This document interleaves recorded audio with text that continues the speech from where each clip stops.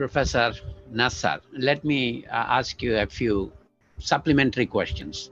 In Israel today, there are certain revisionist historians who are questioning some of the myths of the state of Israel. For example, the question of empty Palestine. You know, the famous theorist Herzl, in his Jewish state in 1896, he claims that it's an abandoned land. There are nobody populating there. We are establishing our colonies. But I have come across the writings of so-called Ahad Ham or Mr. Ginsburg, who claim that, yes, there are people living there, but we have to displace them. It was a frank admission, that Ukrainian contemporary intellectual.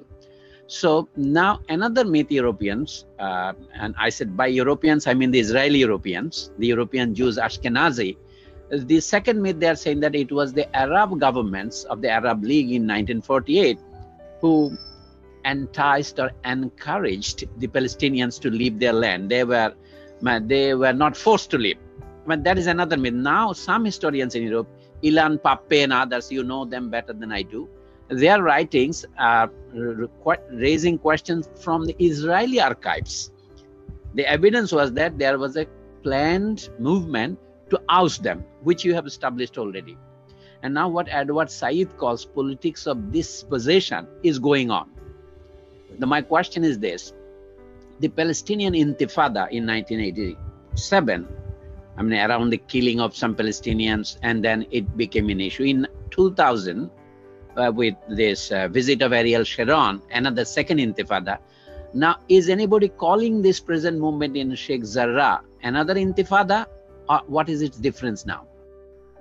That's one question I would like to suggest you for focusing on. The other is what you have already raised the question, that Ilan Pape and others, these revisionist historians, some of them are raising that we need a single state. It will be single Israel-Palestine or whatever name. That means, again, they are also raising the question of a democratic Palestine. Now, after a long time, PLO abandoned the theory of liberation of Palestine, you know, in the mid-70s, and later on went to Oslo Accords. And now recently, one leader of Hamas has been reported to have said that with this present attack on Gaza, the accord is dead. Accord is dead, we know already, but he has gone so far as to say that it is dead. Now my question is this: what is the balance of opinion among the Palestinians? Because Palestinians are also not a very unified, solid force, though I appreciate your point that Palestinians unified around the Intifada, but we have seen people like Mahmoud Darwish, Edward Said, and many others resigning from their Palestinian National Council because of the decision of PLO. Now, this division between the Fatah and Hamas is also an issue lurking behind, I think, Israeli policy. They always say this is a war between Israel and Hamas. They don't say it's a war between Israel and the Palestinian people. So I think there are many complex issues that we are in darkness about. I would like you to comment on these also if you have time. I'm sure other colleagues of mine would have interesting questions. I would stop here on this too. Though if you allow me, I would ask a few more questions later if people have time. Yeah.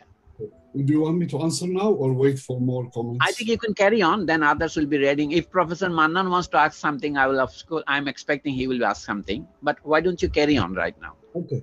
Well, thank you for all these points. And as you pointed, we have a new generation, new doesn't mean recent, from the late 80s of historians who are using primarily the Israeli archives after it was declassified about what happened in 1948, who started to write and to prove basically that the Palestinian narrative is the correct one, that the Israel and the Zionist movement before it intentionally removed and evicted and expelled the Palestinians from what would become eventually the state of Israel. And Ilan Pape is central among them. There are a number of others, and they come from various political perspectives. Perhaps the first one's Benny Morris, who showed clearly that I forgot the name of that historian who wrote the book called Twilight of History. What is his name, I think? Published from London, George Sand or something like that. Yeah. Sorry. Okay. Okay. Okay, but basically, their politics are different. Like Benny Morris, who said this is what happened, but the Jewish project is more important. We should have finished it at the time. Nonetheless, he says this is what happened. He actually documents. Ilan Pappé has a more clear political position in which he says this is a crime that needs to be brought to justice. And he supports, like others, the various perspectives on one state solution. And I will get into that. But let me focus on some of the issues you raised first. Among the issues they refuted, which we as Palestinians refuted before, but of course, in the West, in the Israeli public opinion, we're nobody. Now, if an Israeli historian says it, then it's probably true. We have this kind of Orientalist perspective that the majority people of the world don't matter. You need a white person to write something in order for it to become true. And they themselves refuted the propaganda or the myth that the Palestinians left in 1948 because Arab governments told them to do so.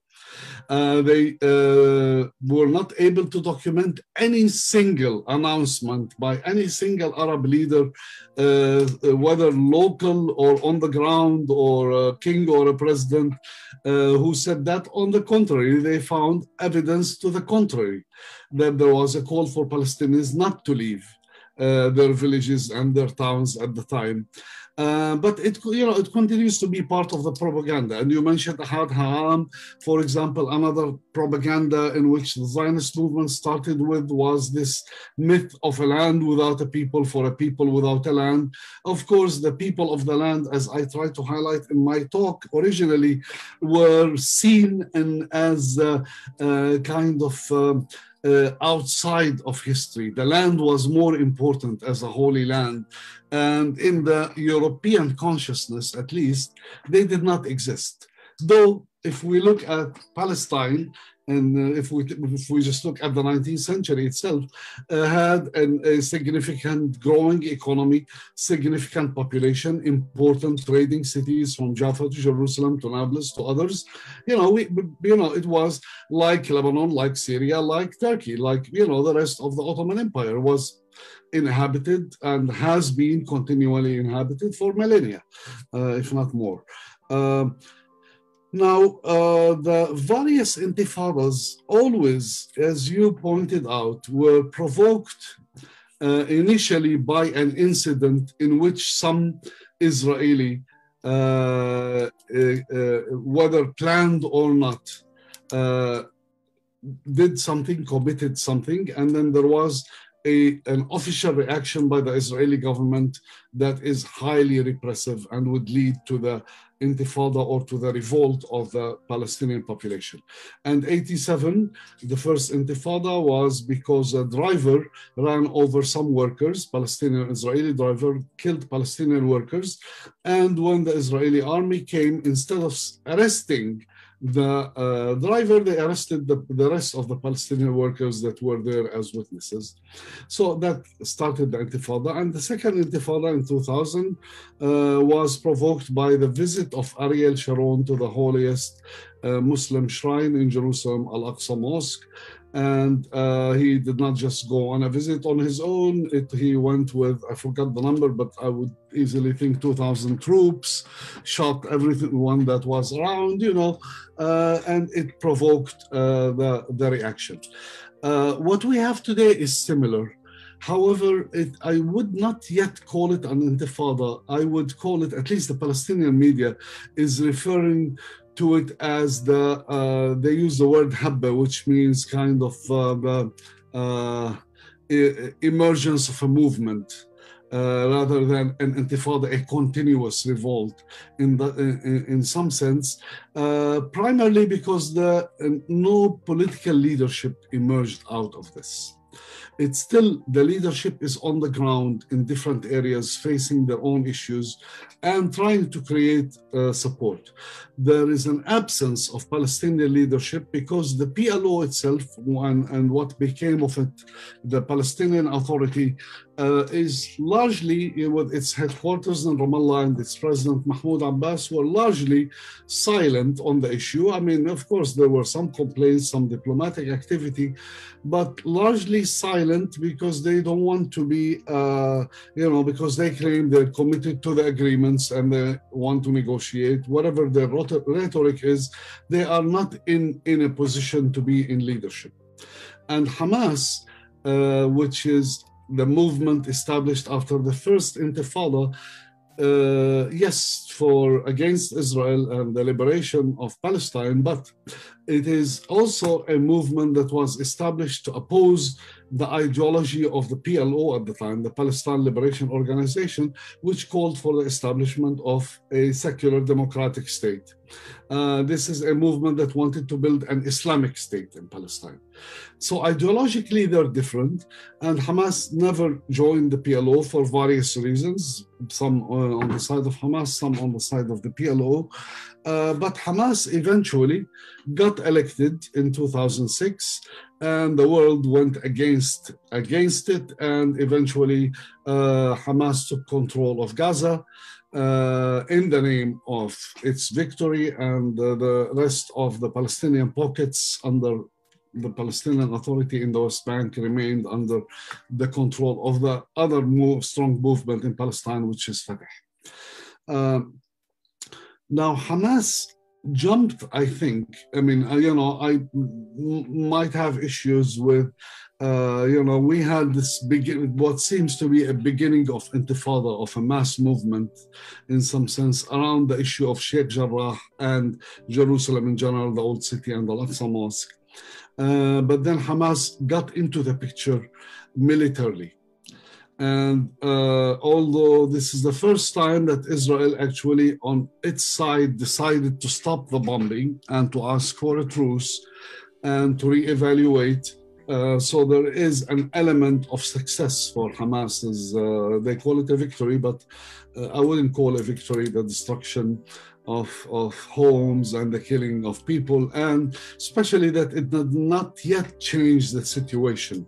Gaza is still besieged by Israel. People don't have the rights, the right to travel, the right to enter, to go back and forth, the security, the electricity, the fishing rights, etc., all these things.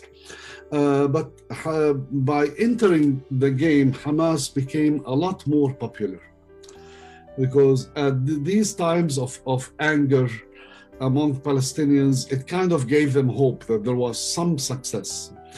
Yet my fear personally is that it marginalized the issue of Jerusalem, which is at the core of the issue, because at this point now we're all talking about ceasefire and war as if it's a war between two states, equivalent, war between Hamas and Israel.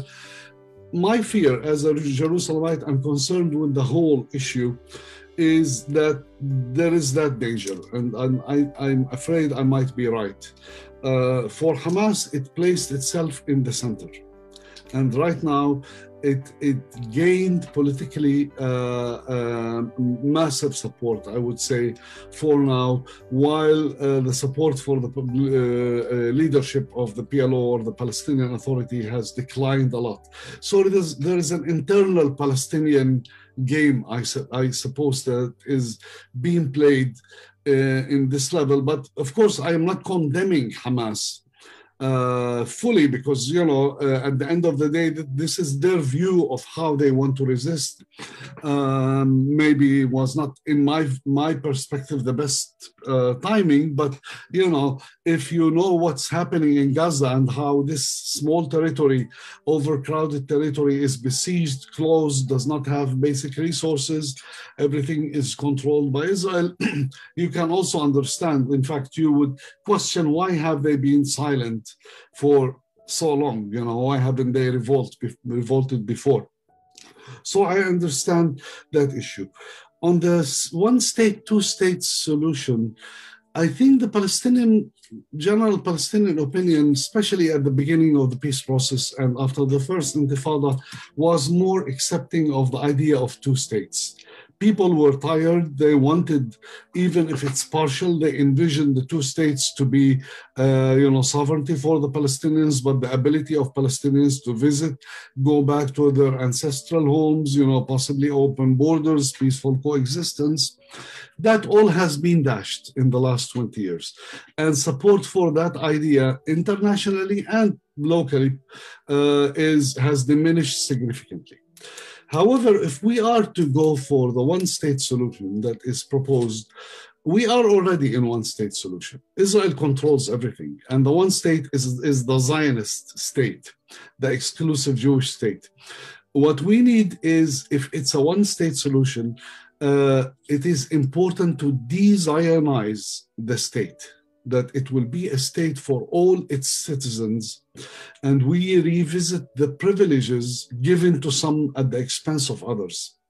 And we have examples in South Africa where the process worked, but has not been as smooth, and there continues to be, issues. We have various other examples, but there is a need. If it's not enough to say one state, what is needed is to highlight that we are talking about one state of its citizens with equal rights, with the rights of the Palestinians to claim their homes, to return from the refugee camps to live there as citizens, equality, there are details, whether it should be, binational, different schooling systems, whatever it is, these are issues we'll deal with. But basically, if we just say one state, we're not saying anything different than what we have today. And this is not what Ilan Pape says, but I just want to warn that people sometimes out of frustration say one state without really thinking much of what does it mean. Thank you. The reason I raised this question is because most recently, the US President Joe Biden is again raising the question of two-state solution as the only solution. Of course, it looks like at most a repetition of what Clinton tried to do as the two-state solution. So it is not raising much of. My next question would be, after other people ask, is about the United States policy. The atmosphere of public opinion within the US now. We see that some senators or some congressmen and women, they are raising at least questions of sympathy. Some MP in Ireland and many others are raising questions. I think international public opinion is also influenced by this event, apart from what is happening inside Palestine and also inside Israel. We don't have time enough to discuss everything. The difference, if any, between the Ashkenazi, Sephardim, and what you call them, the Eastern Jews, I forgot the word, they are Ella Shohat in the United States is a great professor who takes this question of the Menahim or Menazim. This, I can't pronounce the Hebrew word correctly.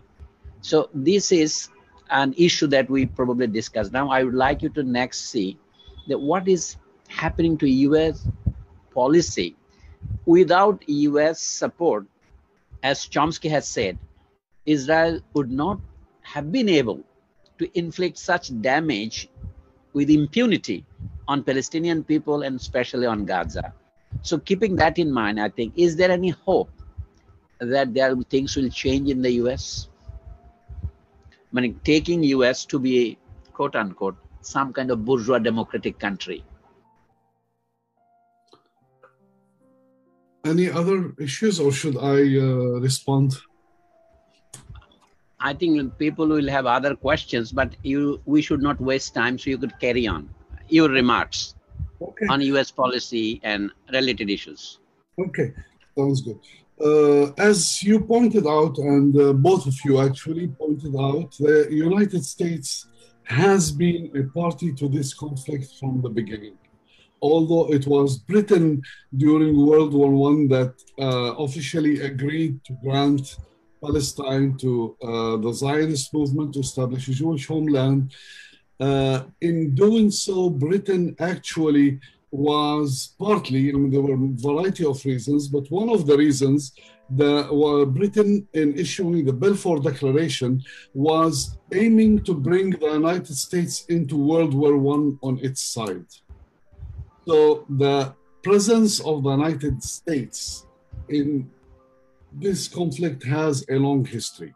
And the long history both relates to the nature of the history of the United States as itself a settler colonial society, with the early settlers having a vision of the promised land and all that stuff, but also with the power of the organized Zionist activities in the United States at the time.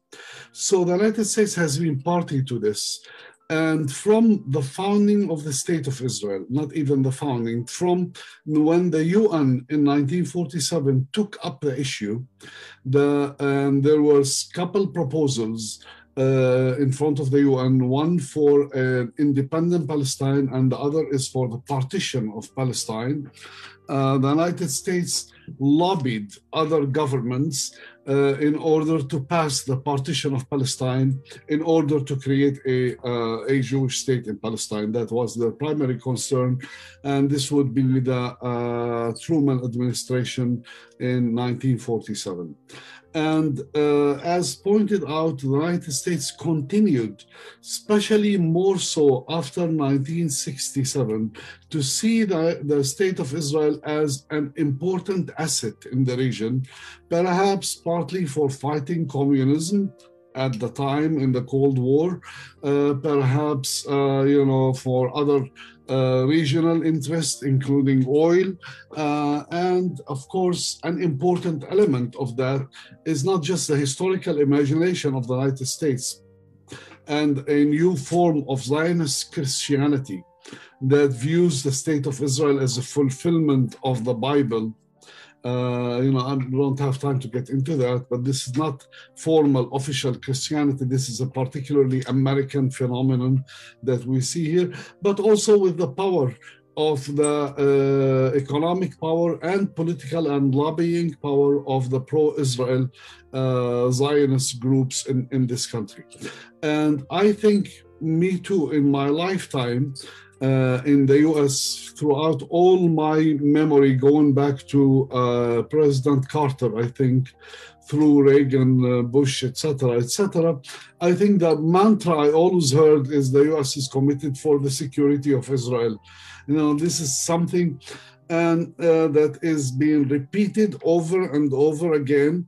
Yes, lately we start to hear the peaceful coexistence and Palestine, there some other lip service, but in reality, without the economic and military support that Israel gets from the United States, Israel could not continue what it's doing. In fact, Israel might not even continue to exist as it is right now in some sense. When the Israeli-Palestinian peace process between the PLO and Israel started, and there were, it's a very problematic peace process, I'm not going to defend it, but even at the time when the Israeli prime minister took that step, and it was Yitzhak Rabin, the pro-Israel lobby was against it and was lobbying hard against it. The reaction within the official ranks of the Congress mostly was very negative towards this, despite the fact that the US President Clinton at the time was invested in it. So it gives you an idea how even internal, shall we call it, or regional politics, the Israeli leadership and the Palestinian leadership wanted to work together, and the more extreme Zionists in the United States, and of course in Israel, like Netanyahu and the Likud party were against it. So we have, and then we add to this, as you know, and I stopped counting, but I think it's over 80 times, the United States in the Security Council of the United Nations used the veto power to veto any resolution forcing Israel to comply with international law. So we have clearly the United States is on the side of Israel, even though there's lip service occasionally. There are changes, however. The changes relate to first American society. Now, Americans, maybe it is the age of social media, maybe it's partly the activism, maybe the period of the peace process allowed for more debate about what's happening, but we are seeing a new generation of Americans more and more aware. I'm not saying they're the majority, but there is more awareness, including American Jews, I have to say, of what is happening in Palestine. And it helps that we have practically a fascist Israeli government that even liberal Jews are against and are affected by. It helps in this regards. The other significant thing is, I think, is the rise of the new voices within the Democratic Party. They're considered radical here, but if you put them in the global context, they're not radical at all. They're simply showing sympathy to the Palestinians or calling for implementing international law. So there are some changes, and perhaps the blind support of the Trump administration and special relations with Israel, and it's allowing to and moving the embassy to Jerusalem and annexing the Golan Heights and all that stuff. Perhaps to a large number of Americans, this special connection with Trump, who is not seen positively by half of the Americans, might have helped in questioning the nature of the Israeli policies. So there is a window in the United States. And that's good, but I don't think it's strong enough right now to change US policy. And on the other hand, what happens on the ground in Palestine happens very rapidly. And to wait for a major change in the US to take place, nothing will be left in Palestine. So we cannot just, it's great and we need to do more. And there are a young generation of activists, Palestinians, Jews, and Americans who work together. You see it on campuses. There is the BDS movement, the boycott movement, which, there are things that I did not see when I first came to this country, to the United States in the 1980s. Things dramatically changed on the street, and to some extent in how the media on occasion covers this conflict. But it's not enough, I think, because now what's happening is the world itself is changing. While we have some significant changes in the United States, we are seeing countries that historically were on the side of the Palestinians moving fully to the extreme right-wing Zionist positions, like India, for example, or like Brazil, or like Hungary, or a number of other countries. So, the international balance of power is shifting in a variety of ways. And if we add the new countries that normalized their relations with Israel, especially United Arab Emirates and Bahrain, and a number of others, those countries, at least in the case of the United Arab Emirates, what we're seeing is basically siding with Israel. Nothing comes out of the media of that country unless it's critical of the Palestinians. I know Egypt had peace accords with Israel from the late 1970s, Jordan from the early 90s, but the Egyptian population and the Jordanian population, the Egyptian media, or Jordanian media did not side with Israel, did not prevent public support for the Palestinians the way it's happening with the new countries that opened up relations with Israel. They seem to have shifted from one side completely to the other, perhaps under the pressure from the Trump administration for their own interest, whatever it is completely unfortunate.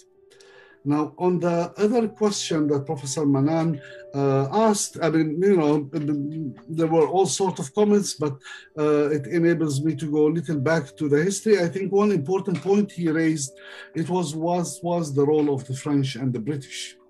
The French and the British had ambitions in the Ottoman Empire all along when it existed, and throughout the 19th century they were the colonial powers par excellence worldwide. I mean, there were others, but they were the colonial powers. And Russia, in our case, the case of the Ottoman Empire, there was also the Russian Empire. And the Russian Empire had serious ambitions within the Ottoman Empire for a variety of reasons. One of them is control of the Black Sea and access to the Mediterranean through the Dardanelles, and also the historic significance of Istanbul, formerly Constantinople, capital of Eastern Christianity, etc. So there was a conflict in the 19th century between these countries, and that conflict led to certain balance that enabled the Ottomans to survive. But with World War I, both the British and the French and the Russian along had ambitions in dividing the Ottoman Empire. The problem appeared with Palestine because they all made a claim over Palestine based on some sort of religious history and affiliation. And when the French said Palestine, we are the Christian nation and Palestine is important for Christian history, we want to control it. The Russians said it is important for Christian history and it is important particularly to the Orthodox Christian history, not to the French Catholics. So there was a conflict over who takes over Palestine. When the French and the British decided to negotiate in 1916 what became known as Sykes-Picot, the division or partition of the Ottoman Empire among themselves. So Palestine was left out because it was impossible to agree among these countries. Each had its own claim in some sense. And that's when the Balfour Declaration comes into the picture. The British, in the debate over who owns Christian sites in Palestine or who should be the guardian of Palestine for its Christian history, was more apparent between Catholic France and Orthodox Russia. And the British in that, as a Protestant nation, had no place, basically. To start with, Protestantism is against icons and, locations. And so it's a different story. But then there was this window of opportunity, that there was the Zionist movement that wanted as a Jewish homeland. So the British had the window that we want Palestine, not for us, but to sponsor a Jewish project. And in some sense, the British managed through their colonization first, and then through the League of Nations to do that. So, and of course, Russia withdrew because the Russian Empire collapsed and the Soviet Union stood against these agreements at the time and made them public. So the balance of power shifted significantly. So in some sense, you could say we ended up in our situation, had the Russian Empire survived, or had the French colonized Palestine, I don't know what would have happened. But unfortunately, events moved in such a way where the British, with support of the Arab Revolt, which was another commitment that the British made to Arab independence. So there was an Arab revolt against the Ottomans during that time, and which the British supported. Unfortunately, there was a complete betrayal to the Arabs, to the Arab revolt. The partition of the region took place with the spirit of the Sykes-Picot Agreement, but more in 1920 in the international conference known as the San Remo Agreement, where the current borders of Iraq, Syria, Lebanon, well, not the current borders of Syria. Syria was larger and now Syria is in question. But, the current borders of Jordan, Palestine were established. Well, that brings me to ask you another question about the role of the Arabs, the Arab powers. So just pardon me to interrupt for 30 seconds. Let me share with you a little cartoon that I see today is here. Mm-hmm. As you can see, these Arab powers are now carrying the Israeli burden. So I think this is something, I got in today's one of the websites. Yeah. So Netanyahu is riding on the shoulders of 4 Arab princes, maybe one from UAE, one from Saudi Arabia, one from Jordan. So Sharif Hussain and his family. So in a day, well, Ariel Sharon was in 1982 during the invasion of Lebanon was saying they can go to Palestine. So where is Palestine? Well, east of Jordan River. They could go to Jordan. So these are well-known histories. Unfortunately, we are running out of time. I'm sure our colleagues have many questions to ask. It has been very enlightening to listen to you. So I was only saying that the role of the Arab sultans, I say sultans in a metaphorical sense, Arabia without sultans is another condition, like America without fascism is another condition. So US is, everybody knows US is a democratic power, but the mode of power, I would agree with those who call it a kind of a modern form of fascism. But it is a very subtle form of fascism.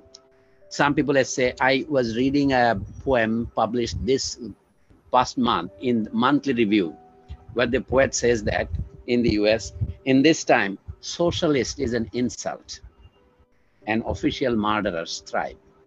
I think in the US, this is the situation. So I'm not putting any kind of romantic hope on a change in the US. What I say is that during the Vietnam War, though the battle was lost or won, the war was lost or won on the Vietnam War front, but the public opinion in US campuses did matter.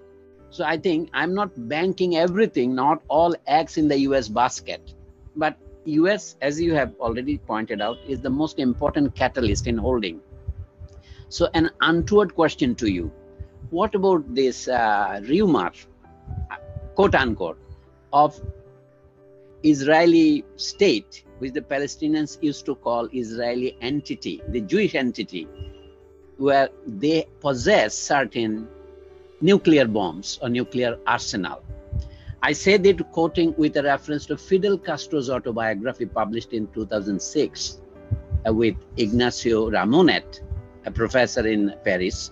That book says that in 1975, when the Cubans were in Angola, South African army threatened the Cubans with the use of nuclear warheads, which were given to them by Israel.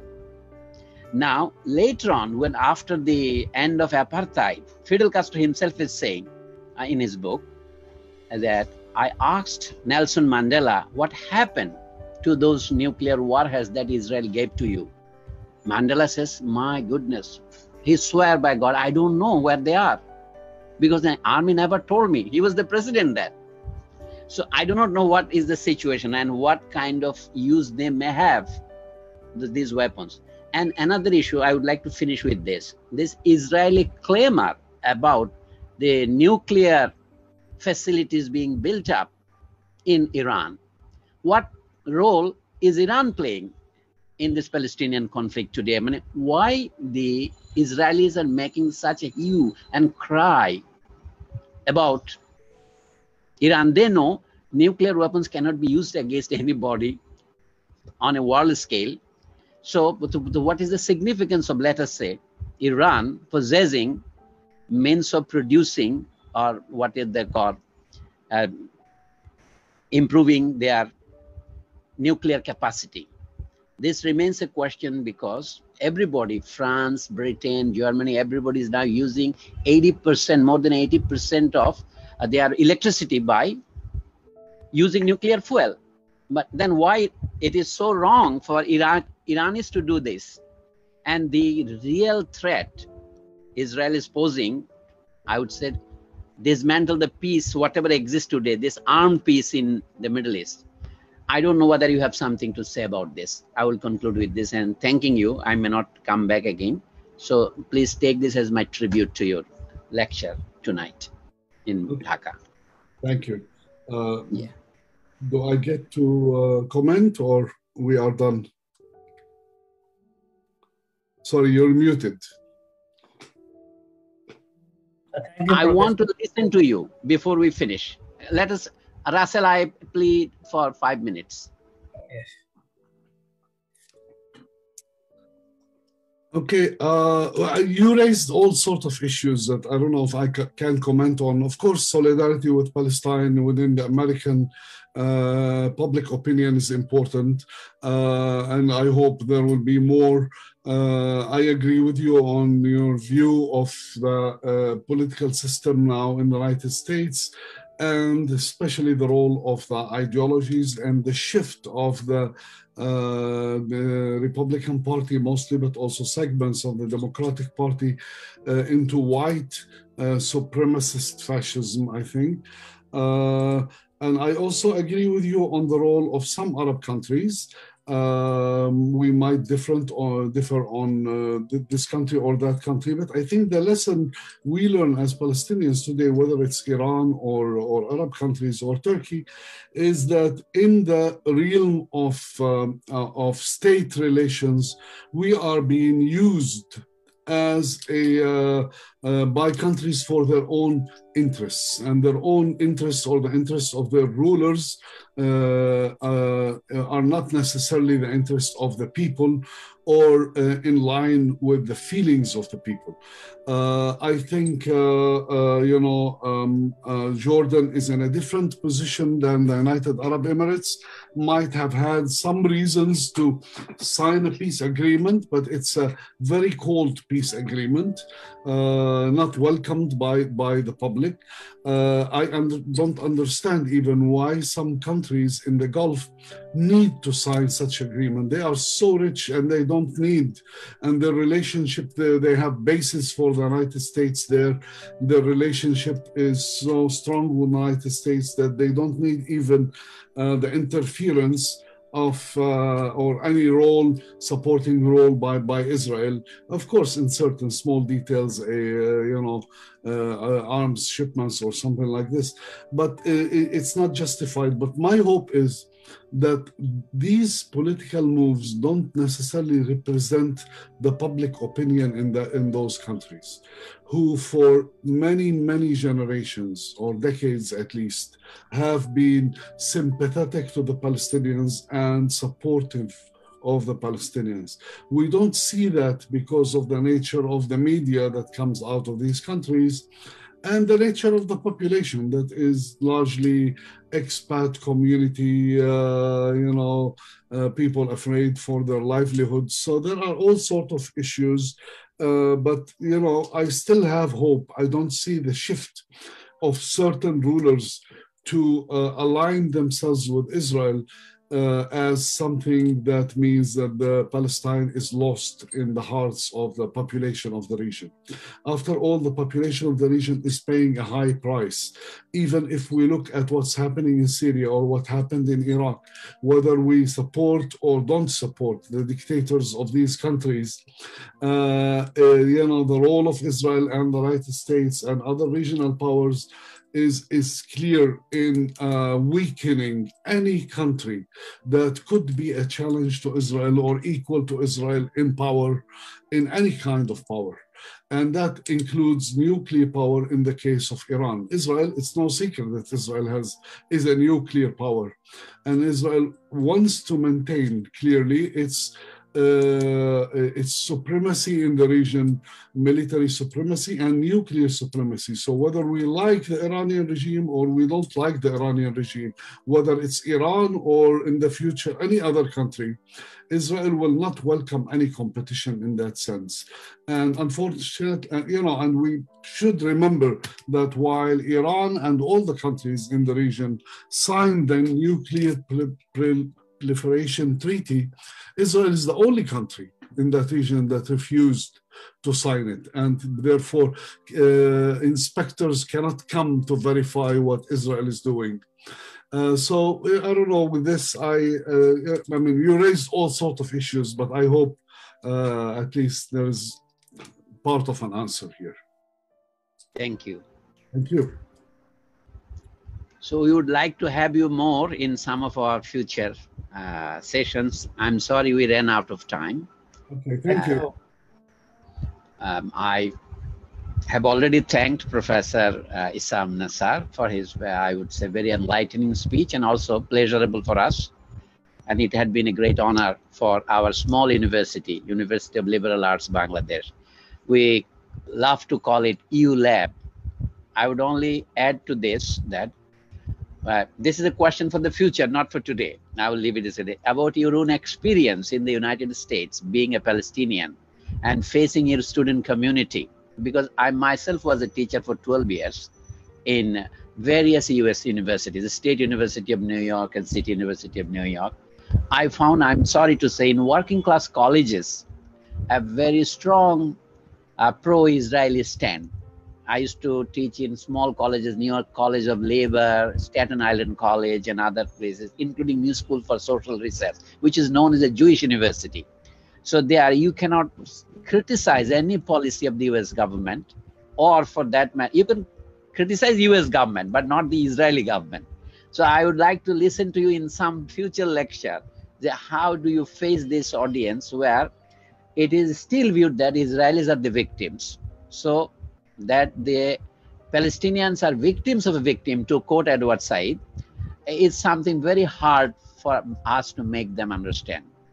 And another question I leave for you in the future is that within the division within the Israeli Jewry, Europeans, say Spanish ones, and the Mizrahim or the Eastern ones, and another paradox that appears to me, that in the mid-1970s, when Likud won for the first time against 30 years of Labour Party rule, it was the Mizrahim who voted for Likud. That's a paradox. Those who are excluded among Jews, the second class Jews, so to speak, among the Jews, they're the second class, but they opted more for the right-wing, religiously orthodox, or you call them fundamentalist groups. So that is another paradox which I really do not understand. What happened within Israeli politics? Another question for you in the future is the role of those Palestinians who still resist within the state of Israel in universities like Beit Zayed and other places where they are fighting to keep Israeli oppression and resist for Palestinian identity. So with some of these questions, I would like to thank you again for sharing your ideas with us, and it has been truly, I would say, a learning experience for me. I felt like I'm now opening new books. Thank you very much again on behalf of our small community, and we will see you sometime, inshallah. Thank you very much. Thank you. I really appreciate it. Thank you.